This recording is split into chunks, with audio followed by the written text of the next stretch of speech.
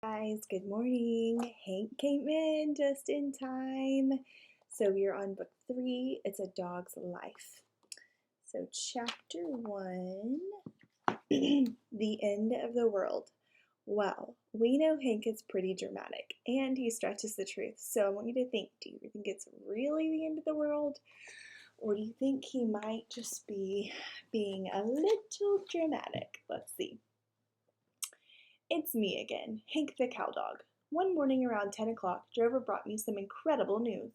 He said the world was coming to an end. I had gotten in from work around daylight, washed up in the septic tank, and hit my gunny sack just as the sun peeked over that big cottonwood tree down by the creek. It had been a slow night, but still I was bushed. Must have been the acclimation of long nights. This security work begins to wear on a guy after a while. I had given Drover the night off, so by the time I came dragging in, he was all fresh and ready to go exploring on some such foolishness. He asked if I wanted to go with him. No, sir, I certainly don't, and here's the rest of it. I plan to be sound asleep when the mailman comes by. You get your little self up there by the mailbox and give him a good barking. You got it? The smile left his face. Okay, Hank, but I sure did want to go exploring. That exploring can keep for another day, son. I scratched my gunny sack until it was fluffed up just the way I like it. Then I flopped down. What a beautiful feeling. We tend to business first, Drover, and then if there's time left, we tend to pleasure. Why do I have to keep telling you that? Oh, I don't know, Hank. I forget things. I looked at the runt and shook my head. You forget things? How can you forget that the same mailman comes by here every day at the same time? How can you forget that one of our most important jobs is to bark at him? How can you forget that you're wasting my time and I'm ready to go to sleep? I noticed that he was staring at my ear. What are you staring at? You got 3 fleas crawling on your ear. They were coming out of my bed. Darned gunny sack was getting a little ripe and needed changing. You'd think the cowboys would notice something like that and give me a fresh cake sack every 6 months or so. But they can sell 'em back to the co-op for a nickel apiece. See, and that sort of puts a price on my services. You never really know these ranch folks until there's a nickel involved. Give the head range of security a 5-cent bed every 6 months? No sirree, not with cattle prices the way they are. That new gunny sack just might take the ranch down into bankruptcy.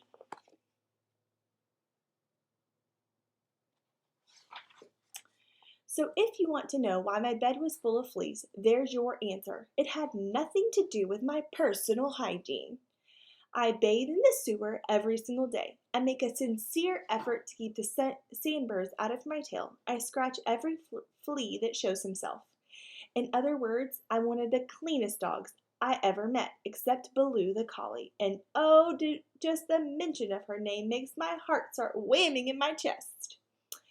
How could she love a bird dog when she could have me? What did Plato have that I didn't have? I'll answer that question. Plato was so homely, so pitiful, so incompetent that Baloo felt sorry for him. That's all I could figure. I mean, in a contest of looks, brains, courage, brute, strength, or anything else you'd want to mention, Plato came in dead last. How did I get started on Baloo anyhow? I can't let myself do that. And what the heck was I talking about? I can't even remember. Okay, I've got it. Now, fleas. I was discussing fleas. It doesn't matter how careful you are with your personal hygiene. If this ranch executives are too tight to give you a clean gunny sack every 6 months or so, you're going to by George, come up with fleas. And Drover was correct in saying that I had three of those little devils crawling on my left ear. Know what I did? I got my hind leg up and went to kicking them fleas and fellas. I wouldn't want to be a flea in that situation because my hind legs are very powerful and my claws are just the death on fleas. I think you got 'em, said Drover. I hope they don't get into my bed. Son, when this dog takes after a flea, it needs more than a bed. It needs a cemetery, and that goes for larger animals too. Now, I'm going to sleep. Tell me what your assignment is. He twisted his mouth around and squinted one eye. Let me see. Mailman. Mailman, mailman, mailman. Bark, bark. He shook his head. Bark at the mailman. Bark at that mailman. Very good, Drover. Now keep saying that to yourself and run up the road before you forget again. Okay, Hank, bark at the mailman, he started. He started off, but stopped. Hank, how come we bark at the mailman? I stared at him. Are you asking why we bark at the mailman? Yes. If he brings the mail, how come we bark at him? Oh, rats, Drover, at your age you're still asking a question like that? Son, if you don't know the answer by this time, it wouldn't do you any good for me to tell you. Now go on before I lose my temper. Okay, Hank. Bark at the mailman. Bark at the mailman. And off he went to the mailbox. I settled into my gunny sack and released my grip on the world. But you know what? I couldn't fall asleep for a long time. I kept asking myself, why do we bark at the mailman? If you look at it in a certain light, it really doesn't make much sense. As far back as I can remember, no man had ever killed a chicken, robbed a nest, broke into a sack of feed, or done anything worse than deliver the mail. But that right there is one of the primary dangers of having an active, superior type of intelligence. On one hand, it's necessary for security work. On the other hand, it can come up with foolish questions. Ma used to say that back at the beginning of time, God built 1,000 questions but only had 250 answers. So there you are. Why did we bark at the mailman? Because by George, cowdogs have always barked at the mailman, and they always will. And with that out of the way, I went to sleep. It was a wonderful, delicious sleep. Geez, I love sleep. Nothing gives me more pleasure than to lie there with my paws in the air and have a dream that make me twitch. I don't know what it is that makes twitching dreams so special, but they're the very best kind. So there, I was twitching and rolling my eyes and at peace with the world, dreaming of fresh bones and, well, blue, when all at once I heard a high-pitched squeal. Hank, oh Hank, it's awful, wake up! I'm so scared, I can't stand it, wake up! One eye popped open. It was a short-haired, stub-tailed white dog, and he was jumping up and down. Bazickle, bazoo, baziggle, I said. What? My other eyelid opened. There are my fresh, bloody bones, and next week's an entirely different matter. He twisted his head and looked at me. What are you talking about, Hank?